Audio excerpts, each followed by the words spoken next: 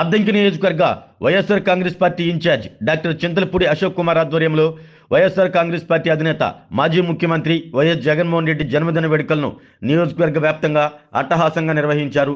ఈ సందర్భంగా వైసీపీ శ్రేణులు అధిక సంఖ్యలో సేవా కార్యక్రమాలు, రక్తదాన శిబిరాలు చేపట్టారు.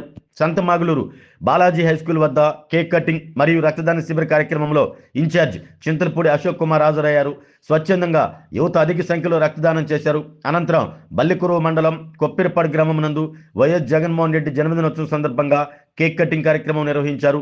అద్దంకి నియోజకవర్గ వైఎస్ఆర్ కాంగ్రెస్ పార్టీ కార్యాలయం నందు ఏర్పాటు చేసిన వైఎస్ జగన్మోహన్ రెడ్డి జన్మదిన వేడుకల్లో నాయకులు, కార్యకర్తలతో కలిసి ఇన్ఛార్జ్ చింతలపూడి అశోక్ కుమార్ పాల్గొని జగన్మోహన్ రెడ్డి జన్మదినోత్సవ కేక్ కట్ చేసి ముఖ్యమంత్రి జగన్మోహన్ రెడ్డికి నియోజకవర్గ ప్రజలు మరియు నాయకులు, కార్యకర్తల తరపున జన్మదిన శుభాకాంక్షలు తెలియజేశారు. అనంతరం అద్దంకి పట్టణంలోని చైతన్య బదురుల ఆశ్రమం నందు అన్నదాన కార్యక్రమాన్ని నిర్వహించారు.